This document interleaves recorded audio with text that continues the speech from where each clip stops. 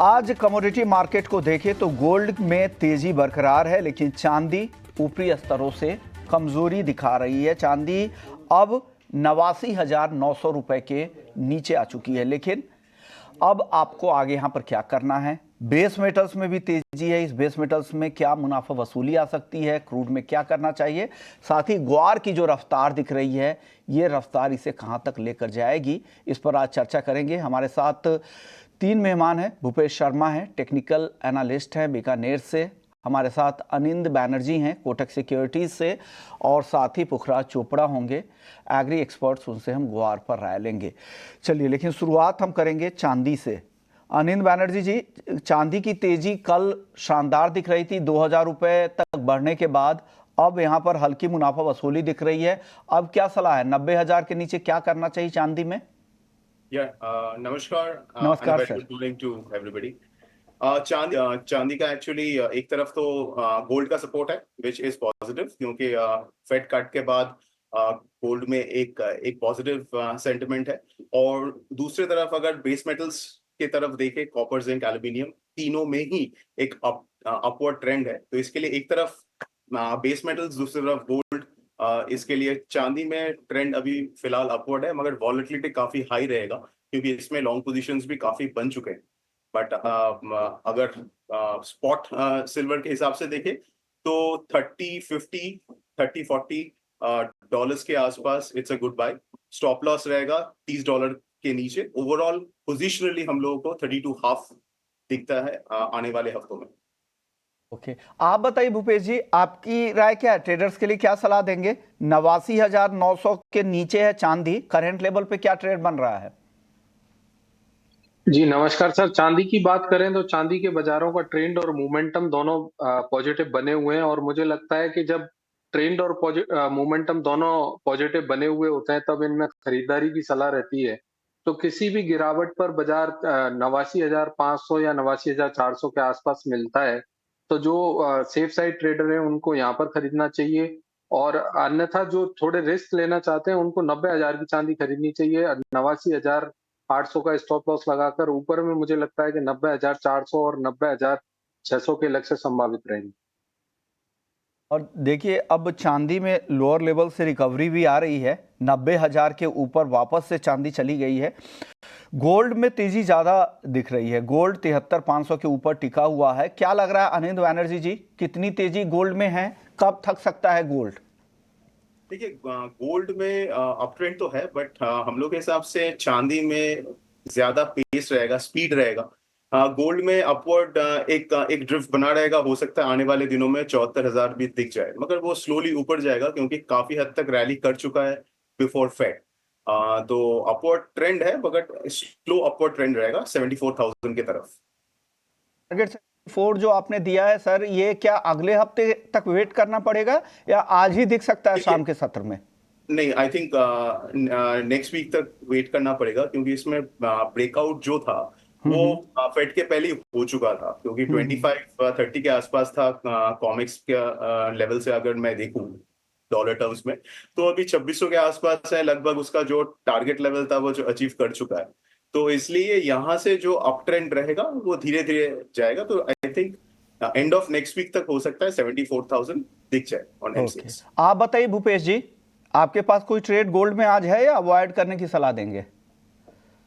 जी sir, मैं gold में अभी भी ट्रेंड और मोमेंटम दोनों पॉजिटिव बने हुए हैं। मुझे लगता है कि गोल्ड में 73,520 के आसपास अभी दाम चल रहा है।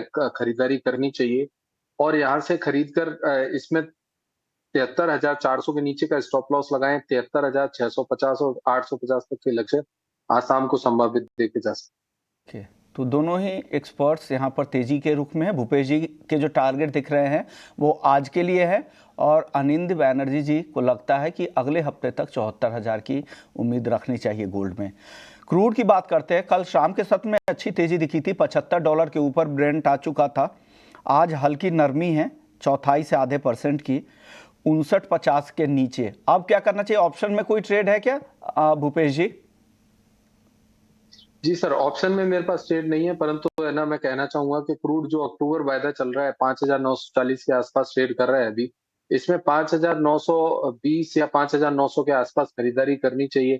5,850 का स्टॉप लॉस रहेगा, 5,990 और 6,050 के लक्ष्य संभावित रहेंगे। वहीं अगर किसी को क्रूड ऑप्शन में ट्रेड करना है तो 5,900 के आसपास आने पर 5,900 की कॉल खरीदें, जिसका स्टॉप लॉस 30 पॉइंट्स का रखें। अपसाइड में 50 टू 80 पॉइंट्स के लक्ष्य संभावित रहेंगे।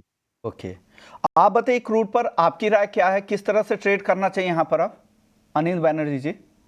हाँ जी, क्रूड में देखिए फिलहाल एक शॉर्ट कवरिंग अप मूव है, तो इसके लिए हो सकता है कि 6,050 तक क्रूड आए, बट इसके लिए 5,900 के आसपास खरीदना चाहिए।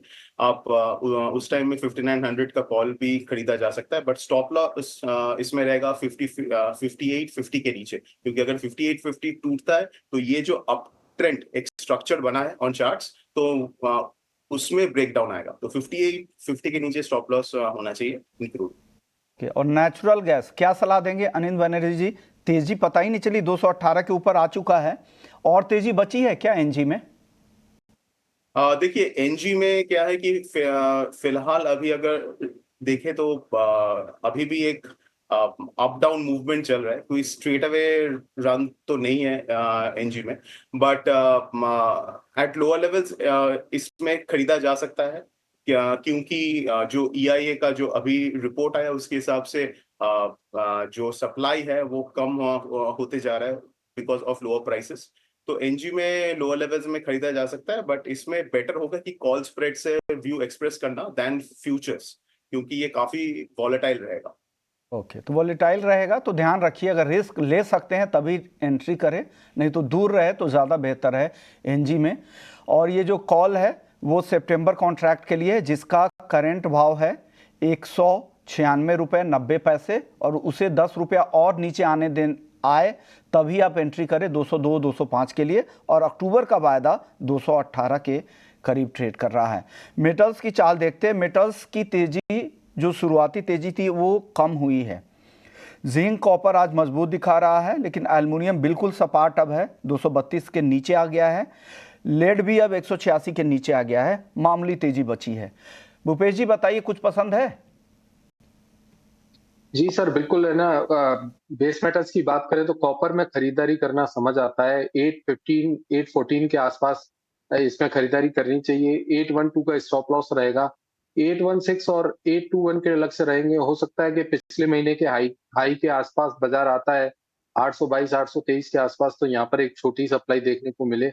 अन्यथा कोई, मुझे लगता है कि मोमेंटम और ट्रेंड अभी भी पॉजिटिव बने हुए हैं, इसलिए खरीदारी करके व्यापार करें तो अच्छा रहेगा। के तो मेटल्स में कॉपर आपको ज़्यादा पसंद आ रहा है, यहाँ से और 5-7 रुपए आपको और ऊपर जाते दिख रहे हैं भाव। आप बताइए अनिल बनर्जी जी, आपकी टॉपिक क्या है मेटल्स में? मेटल्स में zinc will be my topic, क्योंकि इसमें अभी भी एक बुलिश स्ट्रक्चर बना हुआ है, और ये बार बार कोशिश कर रहा है कि जो 273 और 275 का एक रेजिस्टेंस है, वो काफी स्ट्रॉन्ग रेजिस्टेंस है, उसके ऊपर ट्रेड करने का। तो बाय ऑन डिप्स इसमें किया जा सकता है। जिंक में 263 के नीचे स्टॉप लॉस रखना पड़ेगा, और मेरे हिसाब से फाइनली ये 275 या 277 तक आ सकता है जिंक। ओके, तो जिंक में आपका कन्विक्शन ज़्यादा यहाँ पर दिख रहा है। लेकिन चलिए, हमने एक खास मेहमान से बातचीत की थी, ग्लोब ऑयल हिंदुस्तान में चल रहा है, तो उस दौरान हम मिले थे SD गुथरी के इंटरनेशनल ट्रेडिंग के CEO संदीप भान जी से। उनसे हमने जानना चाहा सबसे पहले पाम का, क्योंकि पाम को काफ़ी क्लोजली ट्रैक करते हैं, उनकी कंपनी उसी कारोबार से है। तो मैंने पाम को लेकर फंडामेंटल जाने, क्या पॉलिसी है मलेशिया और इंडोनेशिया को लेकर, और साथ ही आने वाले समय में भारत के हिसाब से कितनी चीज़ें स्ट्रैटेजिकली सही बन रही है, क्योंकि भारत सरकार की तरफ से इंपोर्ट ड्यूटी में जिस तरह से बढ़ोतरी की गई, एक बड़ी बढ़ोतरी हुई थी, उसके बाद क्या इंटरनेशनल मार्केट में दाम क्यों नहीं गिरे। उनको लग रहा है कि भारत शायद इंपोर्ट तो करेगा ही, अपनी ज़रूरतें वो कैसे पूरी करेगा, और त्योहारी डिमांड भी रहेगी। इन तमाम मुद्दों पे उनसे हम कुछ सवाल किए थे, आइए सुनवा देते हैं आपको। देखिए, जैसे फ्राइडे को जब ये इसका अनाउंसमेंट हुआ था ड्यूटी घटाने का, वो थोड़ा सा मार्केट को थोड़ा ड्यूटी बढ़ाने का उसका थोड़ा सरप्राइज लगा, क्योंकि परसेंटेज टर्म्स 20% से लग रहा था कि इसका इम्पैक्ट थोड़ा सा इंटरनेशनल मार्केट्स पे आना चाहिए। तो इंटरनेशनल मार्केट्स पे इसका प्राइस इम्पैक्ट आ गया, बट वो सस्टेन नहीं कर पाया। विद इन वन डे वो कम्प्लीटली अगले दिन सारा रिकवर कर गया। इनफैक्ट आज हम 100 पॉइंट्स ऊपर कर गए। और जैसे ड्यूटी के टाइम पे आने से पहले उस दिन लास्ट फ्राइडे को वो prices were around $1040 for September shipment, और फिर आज वो $1060 पे काम हुआ। उसका खाली ड्यूटी का ही इम्पैक्ट नहीं था, वो करेंसी का भी इम्पैक्ट था, क्योंकि मलेशियन रिंगिट बहुत ही स्ट्रांग हो गया। आज 4.23 था, बट ओवरऑल ड्यूटी घटाने के बाद जब 1040 था, आज ड्यूटी बढ़ाने के बाद $1060 पे काम हुआ है आज इंडिया का। तो कम्प्लीटली इंटरनेशनल मार्केट ने ये ड्यूटी का इम्पैक्ट नकार दिया। आगे सर क्या लग रहा है, पाम के प्राइसेस को लेकर क्या लग रहा है, प्रोडक्शन को लेकर क्या लग रहा है, किस तरह की चाल दिख रही है, ऊपर की तरफ या स्टेबल रहेगा या नीचे की तरफ? देखिए, इसमें दो तरह की चीज़ ये है, एक तो मलेशियन प्रोडक्शन और दूसरा इंडोनेशियन प्रोडक्शन। मलेशियन प्रोडक्शन अब seasonally upon October will be the peak month, उसके बाद हम नेक्स्ट 6 मंथ्स में खुली डाउनवर्ड ट्रेंड्स पे आ रहे हैं। और प्रोडक्शन स्टॉक्स के इम्पैक्ट के देखें तो स्टॉक की तरह से भी we are close to 1.85 million ton, जो आने वाले महीनों में कम ही हो जाएंगे, बढ़ने के चांसेस बड़े कम लगते हैं। अगर हम इंडोनेशिया का सिनेरियो देखें तो इंडोनेशियन सिनेरियो में बायोडीजल इंडस्ट्री इज फ्लरिशिंग। वहाँ पे आज B40 बड़ा ज़बरदस्त इम्प्लीमेंट हो रहा है।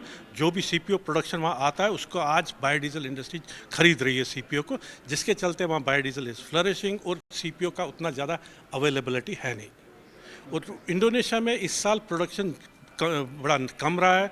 लास्ट ईयर के कंपैरिजन में last year we were taking 48.5 million tons, इस साल करीब 1 मिलियन टन कम हुआ है, 47.5 मिलियन टन्स ओनली मलेशिया में बढ़ गया है वो।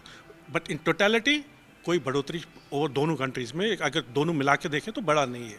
ओके, प्राइस को लेकर ओवरऑल क्या लग रहा है फोरकास्ट सर, कितनी तेजी यहाँ से आपको दिख रही है पाम तेल में? अगले 1 से 2 महीने की बात करें, परसेंटेज टर्म में बता दीजिए, प्राइस मैं नहीं पूछ रहा हूँ एग्जैक्टली। उसमें 3 चीज़ें देखिए। आज CPO की बात करें तो CPO आज मोस्ट एक्सपेंसिव है। आज जैसे आज 1060 में CPO, 1050 में सनफ्लावर ऑयल है, 1030 में सोयाबीन ऑयल। इन तीनों को साथ में जोड़ के देखना पड़ेगा। CPO आज एक अपना ये प्राइस बेंचमार्क बना के रखा है कि आप भाई 3800 से नीचे जाने का, एक दिन के लिए गया था परसों वो 37 ऊपर वापस रिकवर कर गया आज। तो 38 के आसपास इन्होंने बेंचमार्क सा बना लिया है। अब अगले सॉफ्ट ऑयल्स को देखना है। अगर सॉफ्ट ऑयल्स उठते हैं तो ये प्राइस और थोड़ा ऊपर जा सकता है। बट अदरवाइज आज जैसे nearby month close to 4000 है, ऐसा लग रहा है कि ये कोई पीक की है। और क्योंकि कंपीटिंग ऑयल्स पाम के नीचे प्राइसेस पे, तो उनको देखते हुए फिर पाम ज़्यादा ऊपर जा नहीं सकता अगर ये ऑयल्स सॉफ्ट ऑयल्स इसी प्राइस में रहे और इससे नीचे भी आए।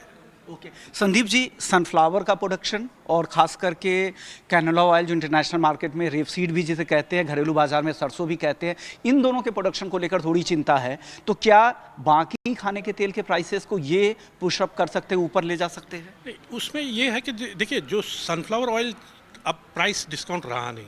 सनफ्लावर ऑयल अब वापस अपने वो प्रीमियम ऑयल सेगमेंट में आ रहा है, जिसने पहले इंडिया में पाम की बहुत सारी डिमांड ले ली थी, क्योंकि सॉफ्ट ऑयल सनफ्लावर ऑयल भी बहुत $40-50 डिस्काउंट हो गया था पाम के आगे इसमें। उस करीब बहुत सारी डिमांड पाम की वहाँ से, अब वो पाम ऑयल ये सनफ्लावर ऑयल उतना डिस्काउंट रहा नहीं, तो वो जो डिमांड सनफ्लावर ने पाम की ली थी वो वापस पाम में आ रही है। तो पाम इसीलिए वापस ऊपर आता जा रहा है, क्योंकि सनफ्लावर की प्रोडक्शन कम है, सनफ्लावर नीचे आ नहीं रहा है। तो वो इंडिया को जो ऑयल चाहिए वो रिप्लेस पाम ही कर सकता है, सोयाबीन ऑयल नहीं कर सकता अभी, क्योंकि सोयाबीन ऑयल को आने में कम से कम 2 से 2.5 महीने लगते हैं, पाम ऑयल 2 हफ्ते में इंडिया आ जाता है। ये थे संदीप भान, ग्लोबल एक्सपर्ट, जहां पर वो पाम के बारे में अपनी राय दे रहे थे। चलिए, अब खाने के तेल के बाद अब एक और एग्री कमोडिटी जहां पर आज काफ़ी एक्शन दिख रहा है, वो है ग्वार। ग्वार को देखिए, शुरुआती कारोबार में ही 10.5 के आसपास ही 3% से ज़्यादा की तेज़ी आ गई थी। अब 2.25% की तेज़ी ग्वारगम में 11,000 के करीब, और ग्वार सीड का अक्टूबर वायदा देखिए, ये भी 55-60 के ऊपर ट्रेड कर रहा है, 2.5% की मजबूती, और नवंबर वायदा तो 56-25 के ऊपर है ग्वार सीड का। हमारे साथ ग्वार के एक्सपर्ट, एग्री एक्सपर्ट पुखराज जी हैं बीकानेर से। पुखराज जी, बहुत बहुत शुक्रिया। बताइए सर, ये जो तेज़ी आई है, ये इस तेज़ी की वजह को आप क्या मानते हैं? क्रॉप डैमेज या फिर कम उत्पादन की संभावना, और इस तेजी में कितना दम दिख रहा है आपको? ये जो आज तुरंत तेजी आई है, इसका मुख्य कारण था ये जो 18-19 तारीख को जो वेदर बता रहा था पश्चिमी राजस्थान में, एक तो वो नहीं आया, और दूसरा आज साइटों से जो 26 तारीख को वेदर बता रहा था पश्चिमी राजस्थान में, उसको साइटों ने हटा लिया। तो ये 2 कारण रहे आज की तेजी के। एक तो जो मौसम आ रहा था वो आया नहीं। दूसरा 26 तारीख का जो मौसम बता रहे थे उसको भी हटा लिया है। तो इस वजह से जी जी तो ओके। इस वजह से ये आज जो तेजी बनी है मार्केट में एक साथ, और उसका कारण यही रहा है। ओके सर, उत्पादन को लेकर, फसल को लेकर किस तरह की खबर आपके पास है? बटी हुई राय है, कुछ अनसर्टेनिटी जैसी दिख रही है, बताइए सर, आपके पास क्या रिपोर्ट है, क्या स्थिति है फसल की, उत्पादन कैसा रह सकता है? देखिए विष्णु जी, इस बार आप जब ग्वार के उत्पादन के बारे में किसी को पूछे तो एक बात हमेशा नजर में रखिएगा, इस बार वेरिएशन बहुत है। ऐसा नहीं है कि पूर्वी राजस्थान, पश्चिमी राजस्थान, उत्तरी राजस्थान में एक जैसा उत्पादन होगा, ऐसा नहीं है। अलग अलग गांवों में भी अलग अलग स्थितियां, इसलिए उत्पादन के बारे में अभी से बताना बहुत कठिन है। अगर कोई बता भी रहा है तो उसे ठीक नहीं मानना चाहिए। ओके। तो जहाँ तक उत्पादन से पहले बिजाई की बात है विष्णु मोहन जी, बिजाई ठीक ठाक है, और जहाँ खराब होना था ज्यादा बरसात से, उस साइड में खराब हो चुका। जैसे मेड़ता की कुछ साइड में, यानी नागौर जिले में, बीकानेर का जो ये खाजूवाड़ा बेल्ट है उस जिले में जहाँ ज्यादा बरसात से खराब होना था वो खराब हो चुका। अब तो नए सिरे से जो उत्पादन के बारे में है, ये अगली बरसात, ये 26, 27, 28 या 2, 3, 4 अक्टूबर के आसपास आती है, वो तय करेगा कि किस तरह का उत्पादन हो सकता है। तो विष्णु जी, इस बार उत्पादन में बहुत वेरिएशन होगा, क्योंकि अलग अलग डिस्ट्रिक्ट में और अलग अलग तहसील में ही अलग अलग तरह की इस बार खेती है, और जो मौसम है वो भी अलग अलग तरह का है। तो विष्णु जी, इसको बहुत गंभीरता से देखना होगा। ऐसे ही किसी डाटा को बोल देना शायद मेरे ख्याल से लिए आपके व्यूअर्स के लिए ठीक नहीं होगा। ओके, बिल्कुल सही बात है। हालांकि राय भी उसी तरह की दिख रही है, सब अपने अपने राय लेकर आ रहे हैं। आखिरी सवाल पुखराज जी आपसे ये होगा, पिछले साल से उत्पादन ज्यादा या कम? देखिए, ये तो वही बात होगी कि उत्पादन के बारे में बोलना ही पड़ेगा, तो आपने पूछ लिया है। देखिए, पिछले साल से उत्पादन कम तो नहीं होगा। ओके। अब ज्यादा हो पाएगा कि नहीं हो पाएगा, या कितना ज्यादा हो पाएगा, ये बताना बहुत मुश्किल है अभी। ओके, तो पिछले साल तो अच्छी क्रॉप थी, अच्छी फसल की बातचीत हो रही थी, तो आपको लग रहा है कि पिछले साल से कम नहीं होगा, तो इस बार यानी अच्छी क्रॉप की उम्मीद है? देखिए, पिछली बार भी विष्णु मोहन जी क्रॉप में ऐसा है कि 60-62 लाख की फसल हुई थी। वो अच्छी फसल तो नहीं कही जा सकती। हालांकि ग्वार में इस बार एक बहुत बड़ा चेंज हुआ है विष्णु मोहन जी, दर्शकों के लिए भी बहुत जरूरी है। एक बहुत बड़ा चेंज हुआ है। ग्वार में हमेशा नई फसल पे स्टॉकिस्ट आते हैं। पिछले साल क्या हुआ कि ग्वार की नई फसल से स्टॉकिस्ट तो नहीं आए। ओके। वरन ऐसा हो गया कि जो स्टॉक में पुराना ग्वार पड़ा था वो बहुत बड़ी क्वांटिटी में निकला है। ओके। तो अब इसका भविष्य ये बात भी तय करेगी कि शेयर मार्केट छोड़ के इस एग्री कमोडिटी के अंदर लोग आएंगे या नहीं आएंगे। ओके। ये बात इसकी तेजी मंदी को तय करेगी। नहीं तो फिर पूरे साल सप्लाई इसी तरह से चलती रहेगी, क्योंकि हमने पूरे साल देखा है एग्री मार्केट के अंदर ग्वार को, जो हॉट कमोडिटी है उसके अंदर बड़ी तेजी मंदी कोई बनी नहीं।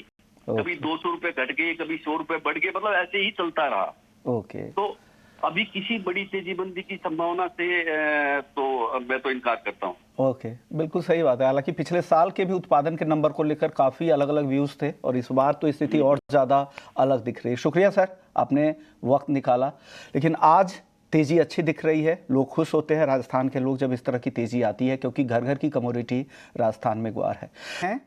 मसालों में हल्दी पर आज भी दबाव यहाँ पर दिख रहा है। हल्दी का वायदा इंट्राडे में अब 14,000 के भी नीचे आ चुका है। फिलहाल 14,000 पे बिल्कुल खड़ा है, करीब 1% के आसपास की गिरावट है। हल्दी में बताइए भूपेश जी, तेजी टिक नहीं पा रही है, हर तेजी के बाद मुनाफा वसूली, क्या आगे क्या लग रहा है अब?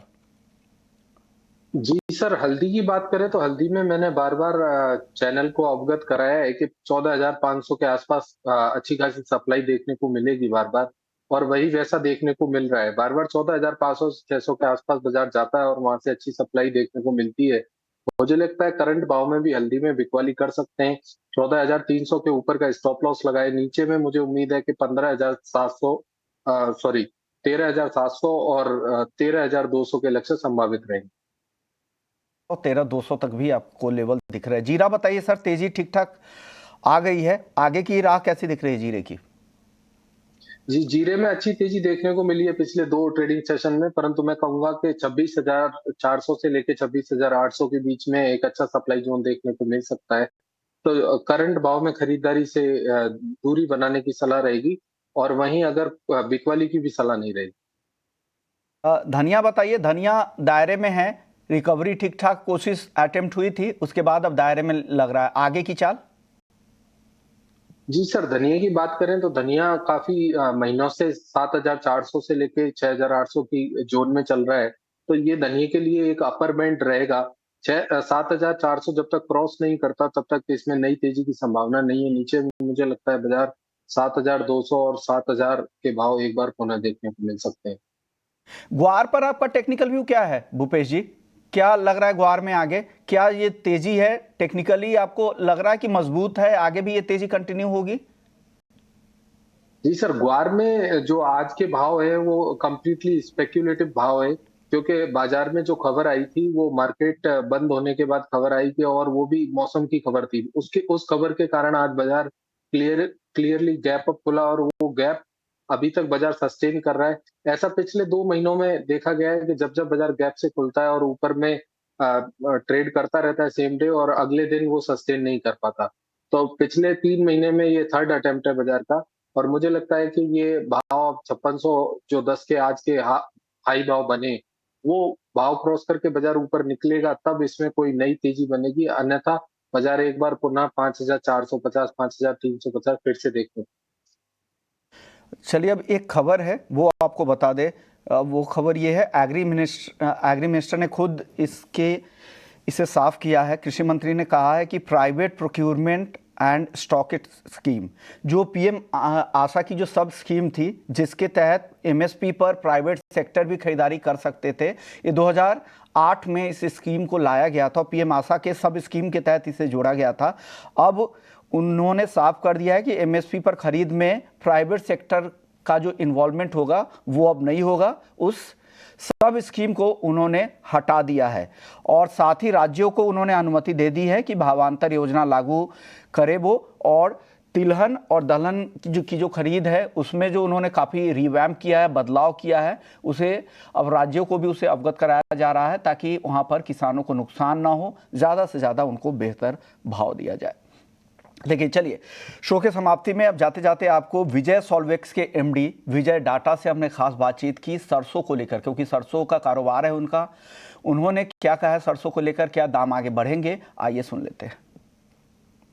जिस रोज़ गवर्नमेंट ने ड्यूटी बढ़ाई है उस रोज़ सरसों तेल 135-36 रुपये किलो बिक रहा था होलसेल में। आज उसका दाम 141 रुपये किलो करीब है, 5 रुपये किलो की तेज़ी आई है। गवर्नमेंट ने करीब 18-19 रुपये किलो इंपोर्ट ड्यूटी बढ़ाई थी। अभी कितना असर आना बाकी है ये देखना होगा आगे भविष्य में। ओके सर, क्या लग रहा है इस बार की रबी सीजन की तरफ हम जब जाएंगे तो किस तरह के बुआई हो सकती है? किसान जो मौजूदा भाव है सरसों के उससे खुश हैं या अब धीरे धीरे दाम बढ़ने लगे हैं तो उससे प्रोत्साहित होकर वो सरसों की खेती इस बार बढ़ाएंगे? देखिए, 3 बातें हैं। पहली बात तो ये है कि सरसों का जो किसान होता है वो वही होता है जहाँ पे पानी की अवेलेबिलिटी कम होती है, वो जगह सरसों की किसान के लिए रिजर्व होती है। दूसरा कारण ये है कि इस साल प्राइसेज बहुत अच्छे हैं। ये 3 साल पहले ऐसे प्राइसेज हुए थे जो एमएसपी से ऊपर सरसों बिक रही थी। इस समय सरसों एमएसपी से ऊपर बिक रही है। प्राइसेज अच्छे हैं, वेदर अच्छा है। अगले 1 महीने का वेदर ओके, तो अगले 1 महीने का वेदर किस तरह का रहता है उस पर भी सरसों की खेती निर्भर करेगी। हालांकि रबी सीजन में बुआई को लेकर वो काफ़ी आशान्वित है, उनको लगता है कि इस बार बम्पर सरसों की खेती फिर से हो सकती है। चलिए, इसी नोट पर मुनाफे की मंडी को यहीं समेटेंगे। शुक्रिया अनिंद बैनर्जी जी आपका, भूपेश जी आपका, आप लोगों ने वक्त निकाला।